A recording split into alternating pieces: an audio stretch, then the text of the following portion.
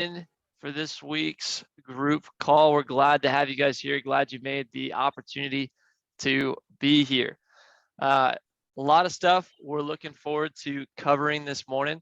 But before we get started, as always, want to hear from you guys. What's been going on in your world? Any wins that you guys have been having this week? We would love to hear about them. So anybody got any wins that they would love to share?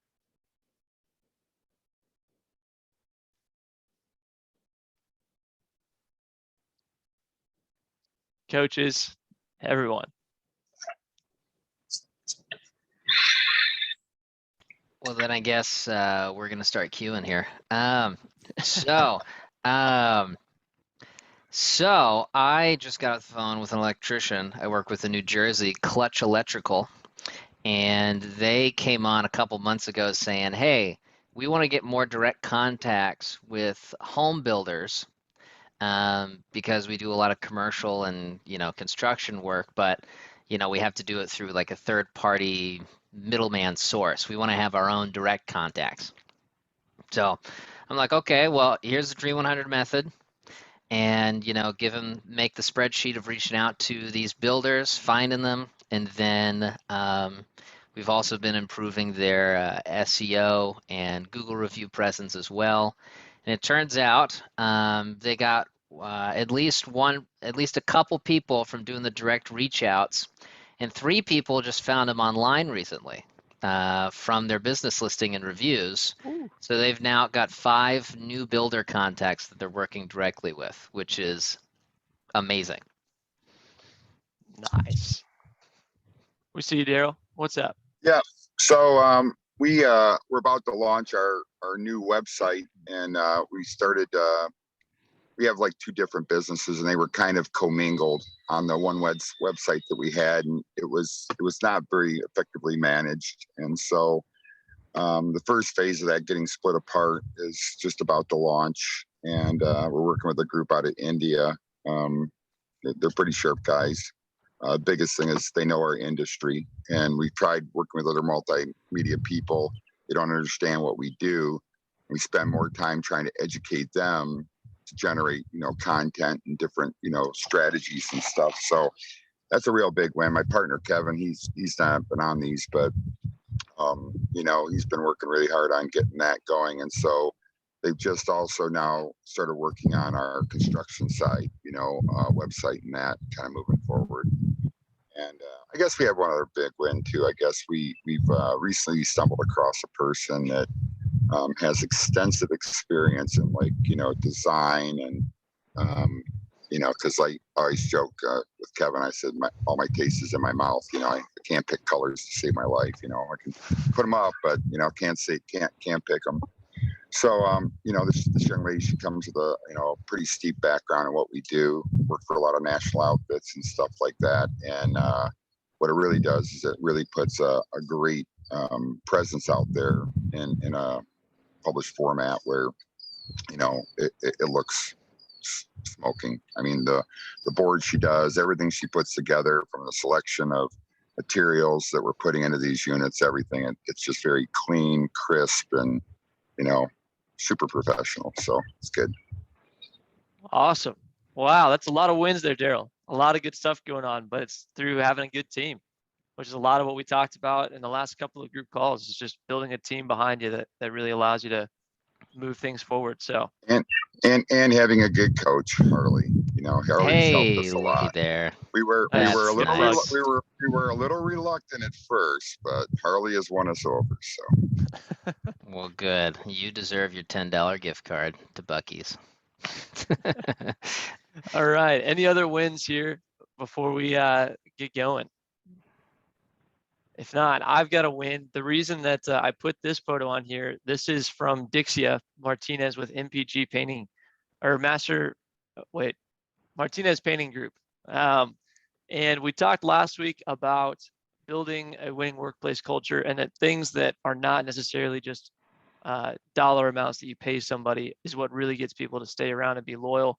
And this is a photo from one of the most recent company galas, where they literally doted on their company and all their team to just show them how much they appreciate them, do something fun outside of the office. And this is why Dixie's got a great team that loves working with and for her. And so I just wanted to just share that as just kind of an encouragement of this stuff works. It makes a difference whenever we do it. So, all right, guys. Well, let's get into it. To give you an idea, what we're talking about today is really the process of self-duplication. This is something that everybody needs, because for almost every single person that we work with, you are the bottleneck of your business. You are the most valuable employee in your business. You're the most important person in your business, the most productive one in your business. We have to take what works well and multiply that across your entire business in order for you to really grow and to scale. And that's not a new concept for anybody. That's just the reality of it. So that's a lot of what we're talking about today. Jonathan is going to come in here in a little bit and talk about literally some specific business systems that we can build and we need to build. And then finally, we're going to actually do some of that. All right. So self-duplication. How many of you have ever thought about, man, if I could just make a clone of myself, that would solve all of my problems? Anybody? I'm sure that everybody has had this thought because you're the best worker in your company, but there's a reason that it's sci-fi. It's not possible, but there are ways to get what you do happening in other people's lives and other people. There's this quote by a guy named Randy Gage, and you may not know about him, but I really like his quote, even though he looks like an evil Bond villain. He says that success without duplication is merely or simply failure in disguise. If we can do something well once, but we can't do it again, is it more luck or is it skill or is it a possible failing point in the future? If you don't know who Randy Gage is, this quote doesn't mean anything to you. I got another one from Grant Cardone, which I expect most of you know who this is. But he said, success is no different than any other skill. We have to duplicate the actions and the mindsets of successful people, and you will create success for yourself. It is a practiced, it is a learned skill, it is a built thing, and we can build that. Although we can't duplicate ourselves like Star Wars and make a clone army of Aji and Gabe's or Andy's, we can make a process to build up a company that works as efficiently as you do on a broad scale. And so the process, guys, it's very simple. I'm being brief and direct today. It's very simply this. And if you've worked with us for some time, you'll probably recognize some of these words, or you'll recognize that we've done this with you. But it's very simply 3 questions. What is currently being done in our business? What's working? What's working well? So that we can duplicate that. That's why tracking is so important. We've talked about this in calls past, but you have to know what's going on, because if you can see what's going well, we duplicate those things. And we see the things that are not going well, how do we avoid them in the future? So first thing is what's currently being done. Then what needs to be done? What's the ideal? Where are the gaps in what we've identified that needs to be done? So what's currently be done, what needs to be done, and then how do we ensure that it's being done consistently? These 3 questions, this like train of thought is going to get you to a point where you can build a system in your business that makes your workers as effective as you on a consistent basis. Ultimately, guys, all that I'm really saying, if you hear nothing else from me this morning, all that I'm really saying is we need your brain on paper. The only way to get yourself out of this bottleneck of the business where everything relies on you, it comes back to your shoulders. And if it doesn't happen from you, it's not going to happen from anybody, is getting your brain on paper. There's a team that I'm working with. They're plumbers here locally, Clear Creek Plumbing and Gas. I think some of them are here, but we've been working on some of these development of business systems, processes that their team can follow.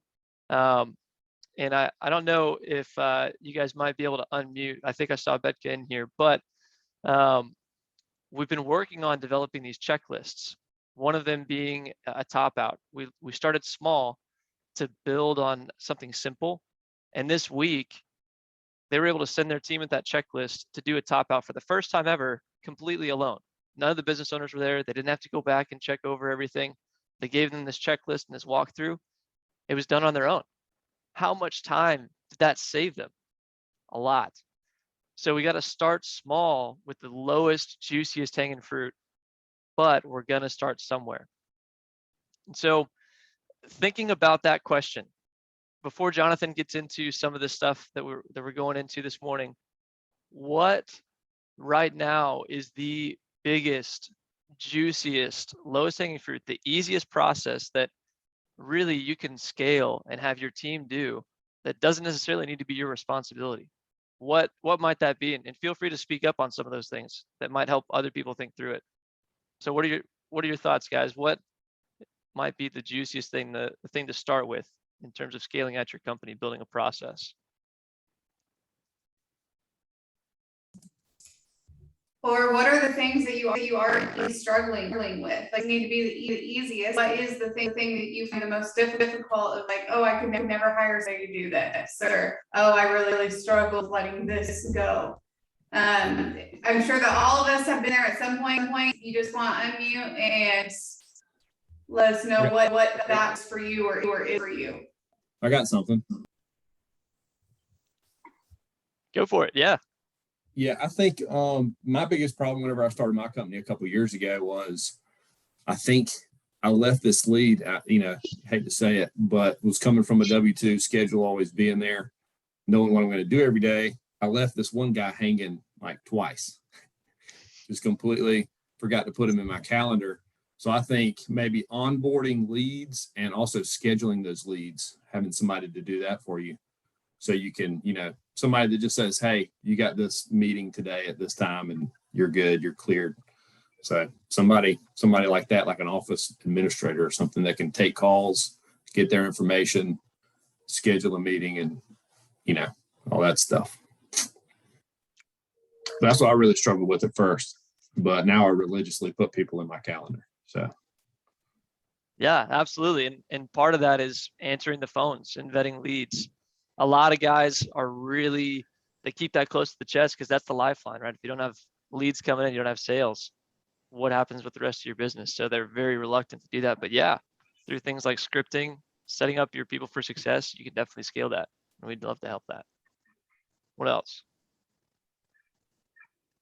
I think on that same note, a lot of time, I'm just throwing out some of the stuff that we've learned along the way was, there's a lot of people that are kind of in that gig economy that you can like VAs. You got platforms like Upwork and some of these other things where if you don't think you can really hire somebody full time, there's people there that will do it, on a, case by case basis. And one of the things that we did was, because we don't have a really physical office because we operate everywhere, was we have a virtual office. I mean, it's a physical building. It has an address. Kevin and I have never been to the place. We have a full-time receptionist there that answers our phones for us, forwards the calls, just like you would if you had a secretary sitting in your office. And, it costs us, I don't know, I think it's like $120 a week or something like that. It's pretty inexpensive. And, it just gives you that professional touch and, you're not dealing with like a PO box or any of that other kind of weird stuff. So there's a lot of ways you can cover some of those areas if you're, just kind of getting rolling or something, or don't think you have the funds to do that. There's tons of stuff out there right now. So. That's really good. And we're going to dive a little deeper into this and really start thinking, how can we build a system around you? You can have someone willing to work for you or have employees looking for stuff to do, or well, hopefully not. But if there's a need for it, we have to have a system for it. Otherwise, it's not going to happen. Otherwise, you have to go back and correct it all the time. So I'm going to share my screen right here. Perfect. So what I want to go through right now is business systems. Here's my first very abstract photo here. You know, these are gears. I don't know why I picked it, just because I feel like, honestly, I feel like it's a great representation of just systems in general. What I like about this is that you have one gear turning and it causes all the other gears to go in place, to do other things, to duplicate yourself. And as a business owner, you're really going to be, you know, you have to be well crafted, and you have to have a system around you for that to happen. When you snap your fingers, suddenly everything goes in place. There's a turnkey system. And that's what I want to go through right now. What are some of the specific things that we can start doing here to make sure that we're working towards that, to duplicate yourself through systems? I'm going to pull on you a little bit, everybody on this call here, but I wanted to ask you here, what are some, or who feels like they've been able to let go, you know, not every area in their business, but certain areas of their business due to some systems that have been set up? So that's one question. I'm gonna say two at once, so everyone has a chance to say something. Or who has had trouble of letting go of certain areas of their business that they know they should? So who feels like they've been able, Jonathan, I've been able to let go of this area of my business, and here's why. Or on the flip side, what's an area I haven't been able to let go of at all, and I really know I should? I know we kind of covered that a little bit, but let's turn over some stones and hear you guys out. Yeah, I have one. Go for it. We're ready. Yeah. First, the one I couldn't let go was not being in the field doing the work. You know, trusting your guys and the process you put in place for them to perform like they should. And we finally got that going. And my Goliath, and this one's been really difficult, really big on me, was pricing. You know, getting your prices right. Put it into an automated system, so that way you don't have to be out in the field, you know, doing estimates. You don't have to, you know, be the one always putting the prices together. Your guys can put those prices because you have put a system in place where it's, you know, it's bulletproof. So those are my two big Really ones. good. That's really good, Gabe. Yeah, something as simple as, well, not simple, but as core as pricing. You're dealing with pricing all the time. And to have a system for that is huge. You have to have a system to quote. You can't just go it on the fly. You have to make sure someone's able to do that for you. Anybody else have an area that they know that they're having trouble letting go of the business, where they know there should be a system for this, there isn't? Or the other side of that, hey, I've dealt with this and I've solved it. I feel great about it. Just encourage some other people. Yeah, I have one as well. Jerome, let's hear it. Pretty much the same thing that he said he came away from is what I'm actually dealing with right now. Is, you know, when I got in touch with my business attorney, he told me, he said, well, Jerome, you're in the cross from doing, you know, crossing from small business to big business. He said, but you got to get out of the field. And that's one of the hardest things for me to let go, because I feel like I have worked so long and built this business to where it is today. And, you know, I've been afraid of putting somebody in place, even my sons. Just, you know, I got to make sure this thing goes right because I put so much into it. So I always feel like I got to be in the field, and I know I got to work on the business and not in the business. So it's hard for me to get out of the business, working out of the business, because I know I can scale so much better if I don't work in the business, you know.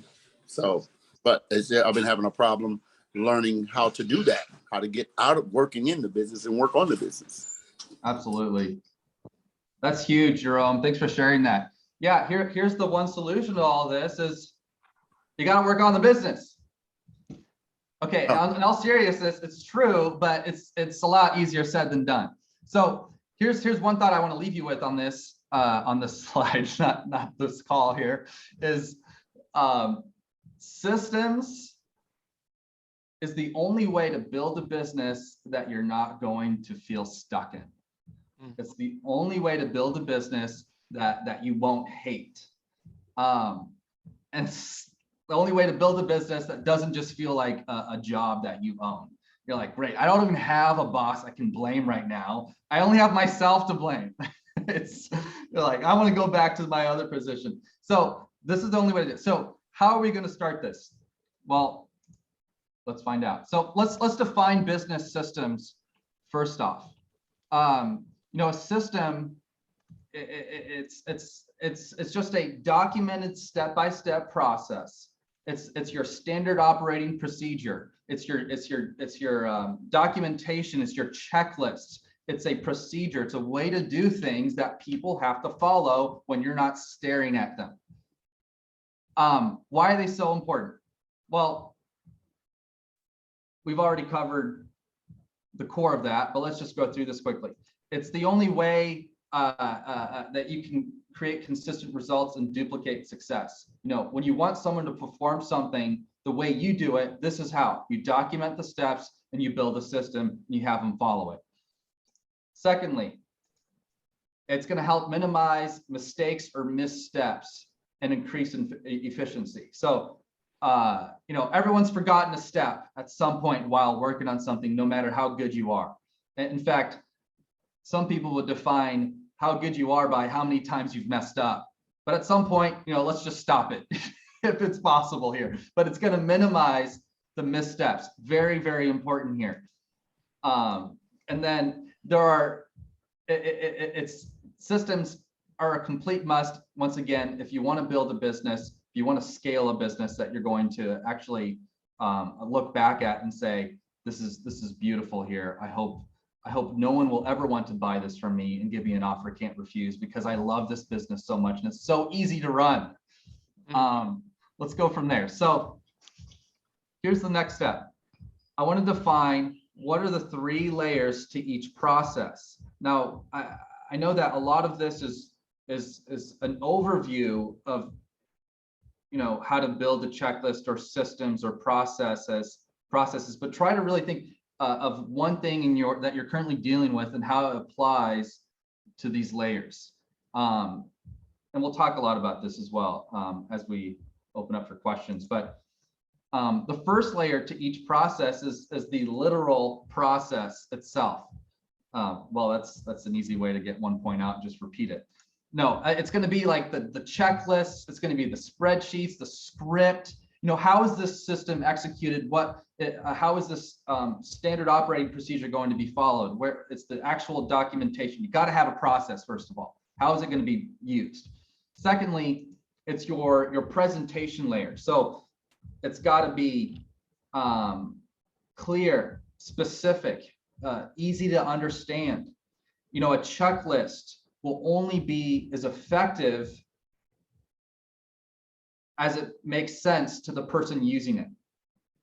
If someone is using a checklist and they don't really understand it, turns out they're not going to really follow it. And on top of that, if they do get it, but it takes them a half hour to try and decrypt it, it's useless. You're slowing yourself down. You're slowing your team down. You're hurting yourself. And the last layer here I wanted to quickly touch on was the purpose layer. It's as simple as this. If they don't get it, as in they don't understand the purpose, why we're implementing this, they're not going to be very passionate about doing it. In fact, they may not do it, as much as I hate to say it. Now, I know most of you, you told me to do it, I'll do it. I don't even have to get it. I'm just that kind of person. I'll take the order and run with it. I don't have to understand it. I'm just going to go after it. But unfortunately, most people are not like that. We have to explain to our team members the importance of the checklist or the process, or why following these 3 steps after closing a deal is so important. You're not going to get paid because we don't have money coming in from the job. And if you don't collect payment, we're not going to get paid. And I mean, I'm going to pay you, but should I? Is that fair? This is why we follow this process of collecting payment and so on. So the purpose is very important. You have to connect them to the why of the process. And then lastly, on this purpose point here, it's important to point out, no one is quote unquote above using a checklist. It's not a trait of weakness. It's not it doesn't demonstrate incapability. Using a checklist doesn't mean you have memory issues. It just means you care about actually getting the job done right. And there's different ways to use these, and we're going to go through some of that. But when implementing a new process, whether it's, once again, any kind of process, you want to make sure that you actually review it with your team during training time.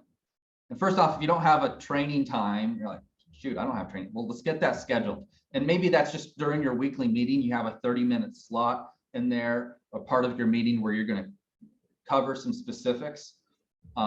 This is something new that we're implementing. Well, you have to bring it up to your team and make sure they know that it's actually there, and explain and go through the why, go through the purpose of it, go through the how to actually do it. So actually go through each point on that checklist or on that process, and ensure they get it.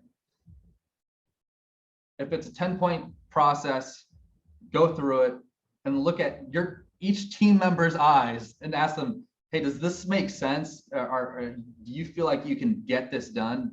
Do one of you want to explain it to me? And you kind of have one doing the half yes, and you got 3 others kind of doing the, well, I'm not going to answer it because I don't get it. Just call them out. We got to make sure they all get it. It's okay if they don't get it. After this point, it's okay if, or right now it's okay if they don't get it. But after this point, it's unacceptable. They cannot say, oh, well, I thought you meant this. We got to eliminate that 100%. Here's the third point. You've got to hold them accountable to the process. You've got to hold them accountable to the checklist. Without accountability here, process is just wishful thinking. Without accountability, a process is just wishful thinking. No one's going to follow a process. I hate to say this. Okay, very, very few people, employees, will follow a process because they just really care about their boss and they want to do a really good job all the time. There are people out there like that. Very few. They will follow a process because they know you are going to ask them about it. They know you are going to follow up with them. It's the same reason why getting any of your employees to gather reviews is actually kind of difficult. And you find that most of the time it's not happening because they're not asking for reviews and because you haven't followed up in a while. Or you find out the one time you bring it up again, suddenly there's this little review spurt and you're like, good job, guys. And you hope they get it. And it turns out 2 weeks later, they completely stopped. So you have to have a process and review it with them. You've got to go through each point. You got to hold them accountable to it. And this is just as important as holding them accountable. Well, it is part of it. Is let's define accountability. What does that mean? How can they be expected to be held accountable for this process? Is it you're going to tell them, hey, I'm going to ask you about how this process is going every single Monday morning. Or maybe it's not that. Maybe it's, hey, you're going to fill out this checklist, check every box, sign it, and turn it in. But whatever the accountability process looks like, we have to honor it and stick with it. So there's no use in telling someone to fill out a checklist and turn it in if it's not realistic. If you expect them to do that 6 times a day, I'm going to say it's probably going to be difficult for them to connect to the why and actually do it. So let's be realistic with ourselves. How can we make sure this is actually something that's going to be followed?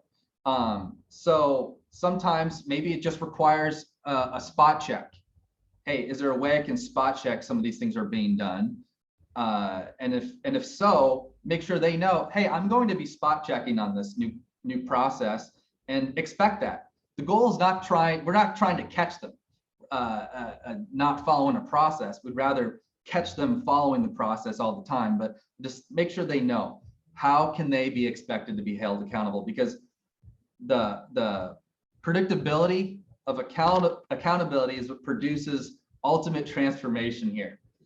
That's what's so important. When they know you're going to ask them on Monday about these 3 things, it turns out they care a lot more about those 3 things all the time. It changes their behavior. All right. This is pop quiz here. Who's familiar with Murphy's Law? Raise your hand. All right, who can state it? Anything that can go wrong will go wrong. Oh, I don't even know who said that, but we'll figure it out, I guess, when I rewatch it. Anything that can go wrong will go wrong. All right, look at that. Word for word. That's what I'm talking about. So here's honestly, I like to view myself as a positive person, and I like to avoid this kind of thinking in my life. But as it comes to business, I'm a different person. So you have to expect anything that can go wrong will go wrong, and only apply this to your employees in business. Outside of this, just believe the best, do the best, and the best you can all the time. Good, good, good. But over here, this is just the way it is. Now, here's another way I'd like to. This is actually the first law. The first time this was said, this is how it was stated. If there are 2 or more ways to do something, and one of those ways can result in a catastrophe, then someone will do it. In other words, what this means to me, if there's a way for an employee to mess something up, it's going to happen.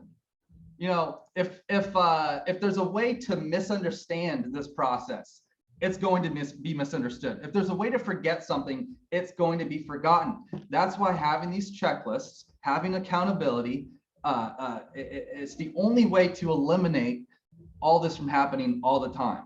And it's just absolutely, once again, completely wishful thinking, hopefulness, fantasy to think that people are just going to follow a process because you gave it to them, and that they're going to follow it well because you suddenly created the best process on your first draft. Just know that we're going to refine it.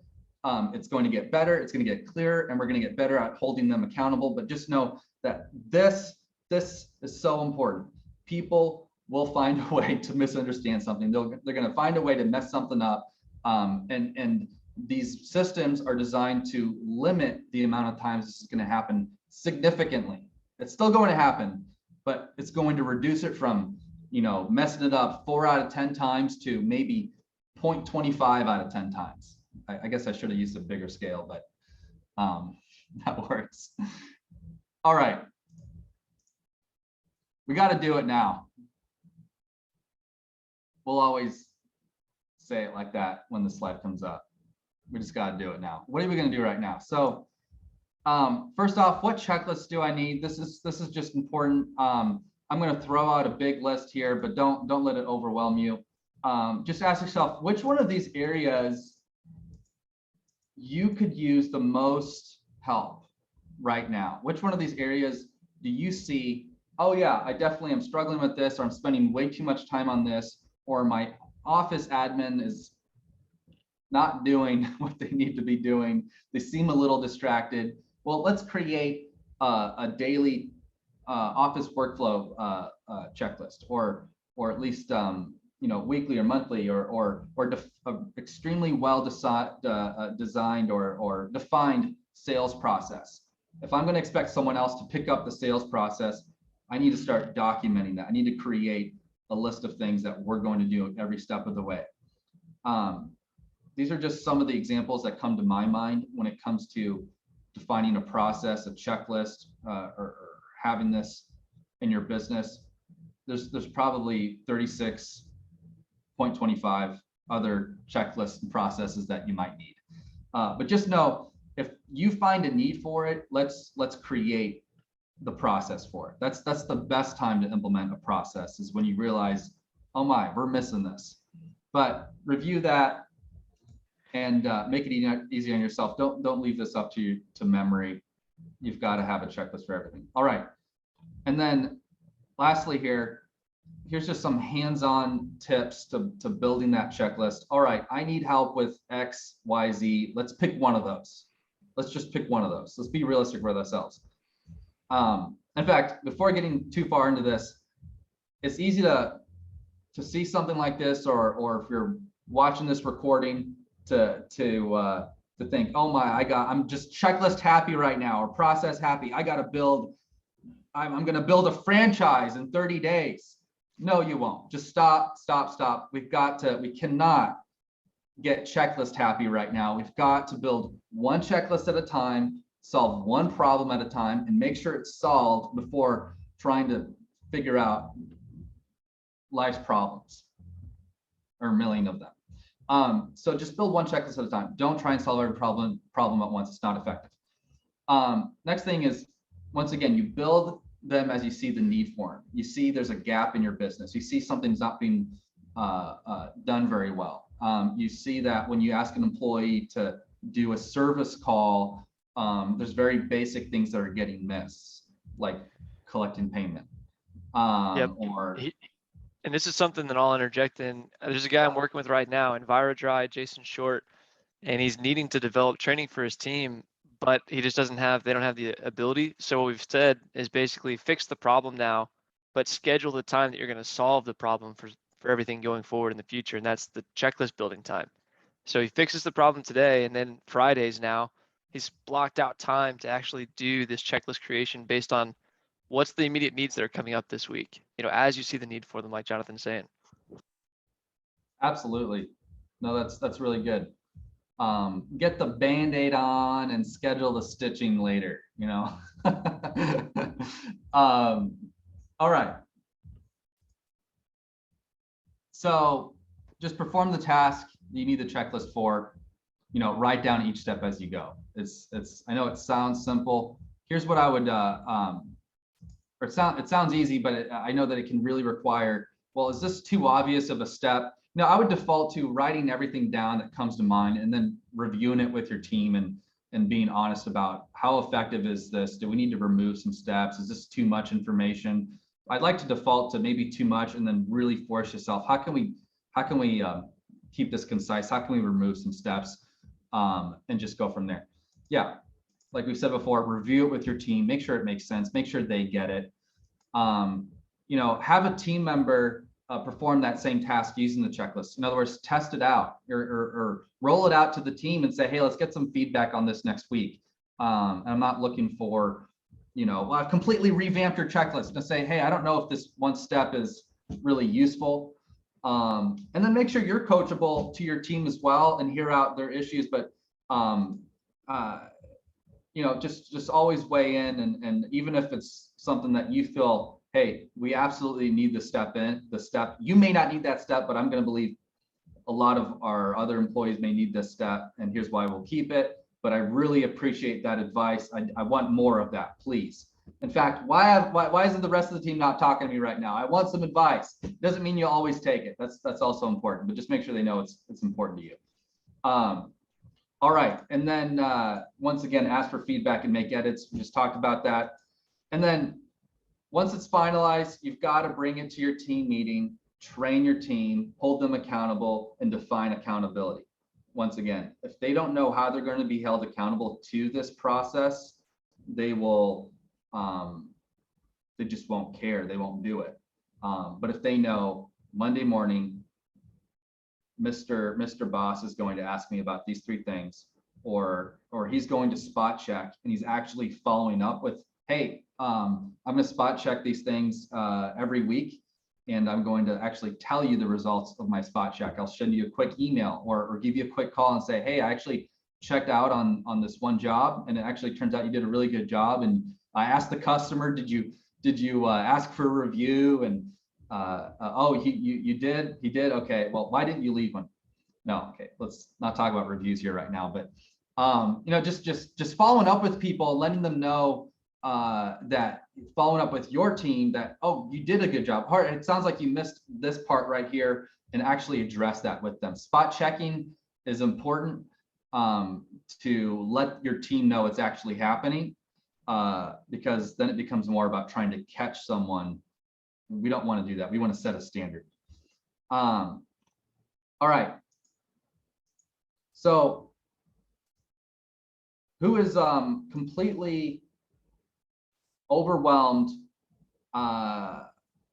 or maybe excited about some areas that you feel the need to just create some kind of process or checklist for right now? I mean, just going through this. Oh my, I'm thinking of these 3 areas I definitely need help with. And I feel a little bit more equipped, or you just have questions on anything about this at all. Who's going to go first?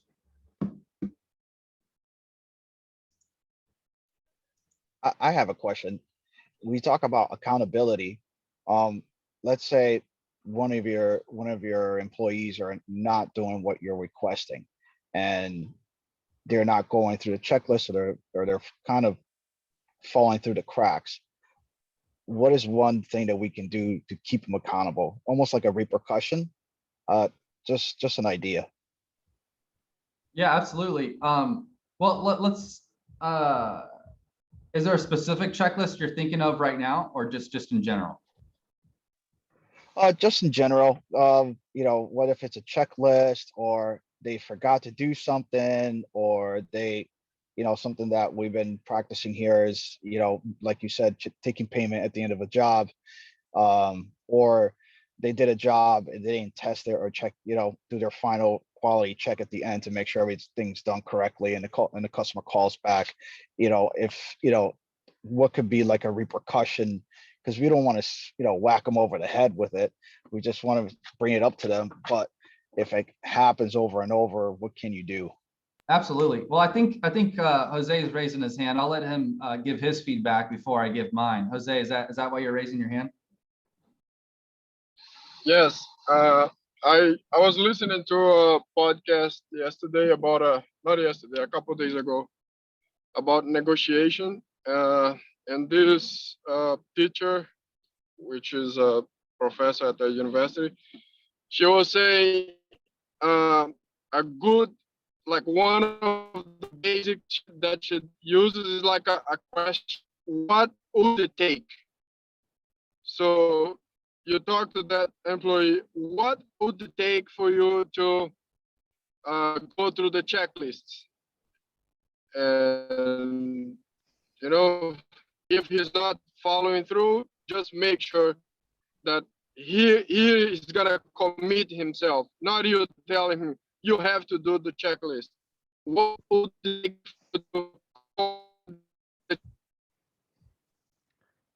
take for you to do the checklist? Right. So I thought that was very powerful. No, that's I really like that you said that, Jose. That's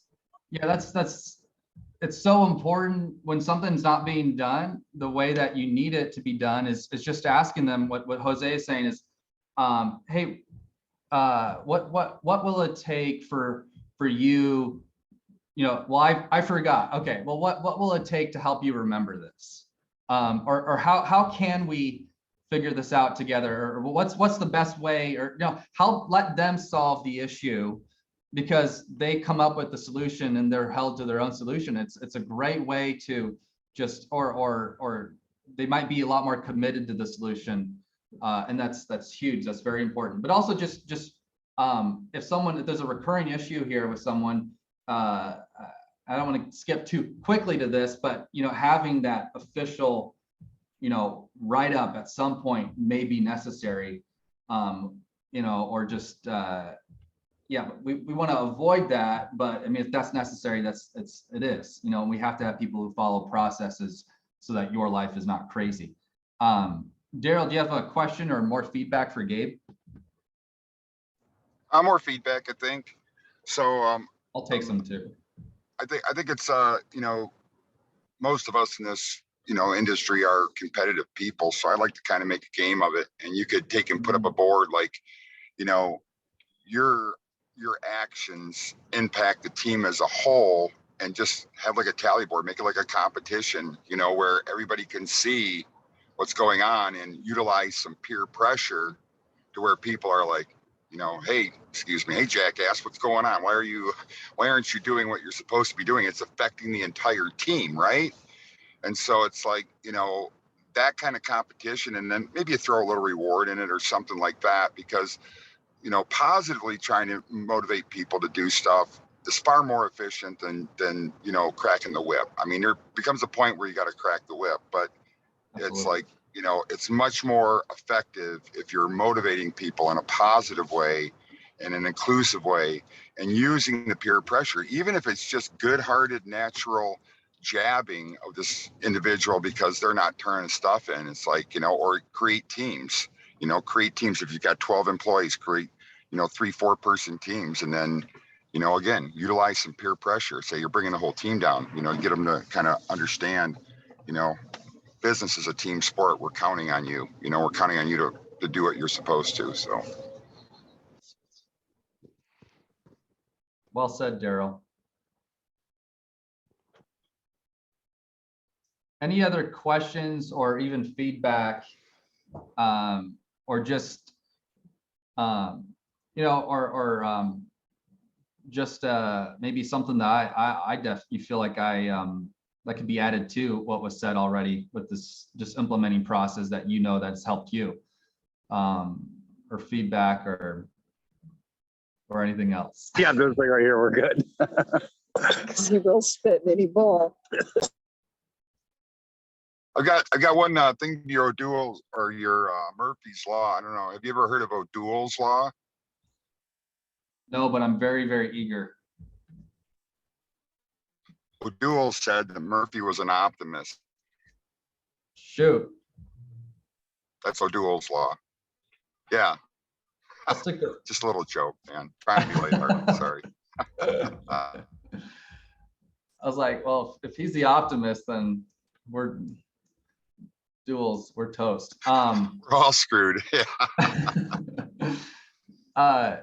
Yeah, no, and it's so important to just I like the feedback you mentioned here earlier, Daryl.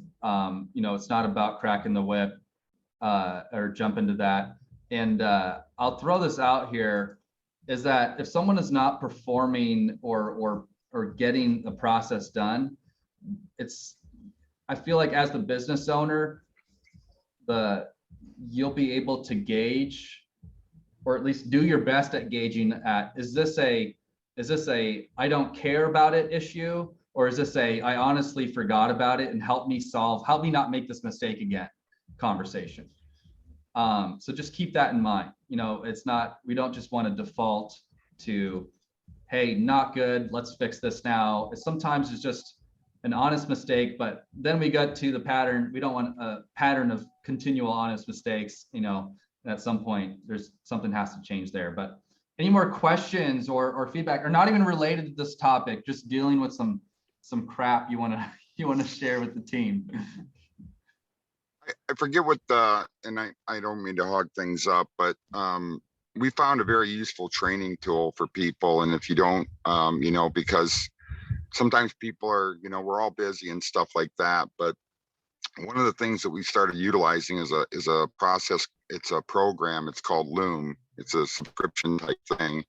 But what it allows you to do is make videos, training videos for your people, and they can log in and they can view it at different times and stuff, or you can, make it part of your onboarding process or whatever that might be. If you've got, certain things you want, things done, it's really a good platform. It takes a little time from you, but what it allows you to do is, we've all been that guy, right? The guy, was a W-2 guy, and you're working your butt off, and you finally decide to make that leap, and you started your own business, and all that is in your head. You're expecting what you're expecting your employees to do is to be like you, but it's in your head. You got to be able to pull it out. And most people in the trades, in my experience, has been they're better visual learners than they are like. Yep. All right, who booted him? Didn't do it. I promise. But no, Daryl mentioned Loom. It's we use it internally here at Redmond Growth. It's a good if you need to explain some kind of edits that need to happen on a website, for instance. It is a good tool for recording videos. So for sharing details about how to do stuff like role playing, it could be a good tool for you guys to explore and use for communicating the point.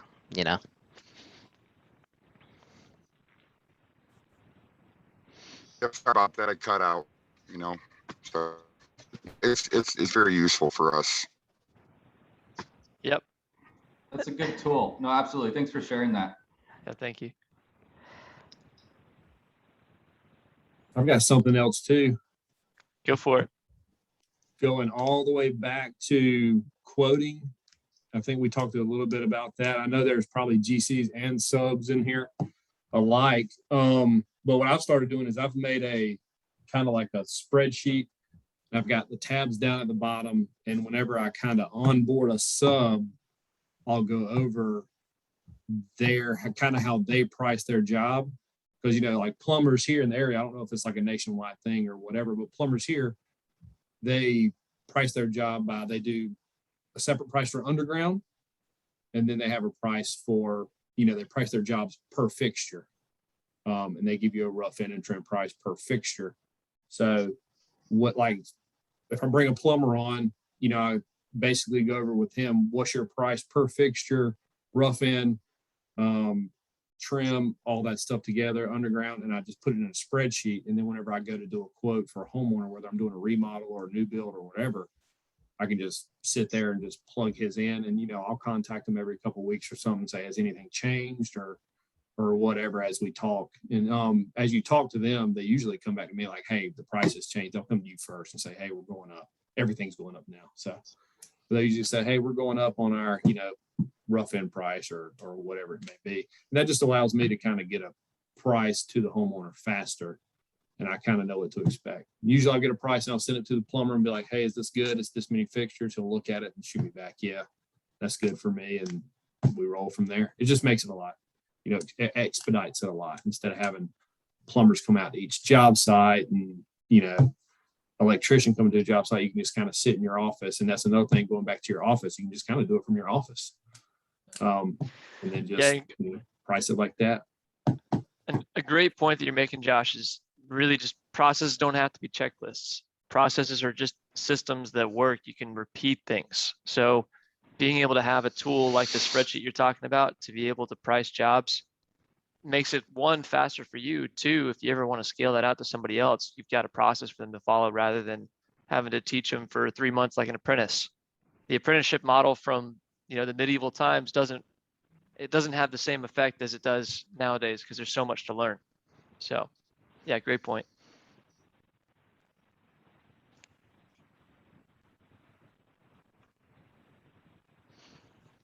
All right. Anybody else have any other questions, thoughts?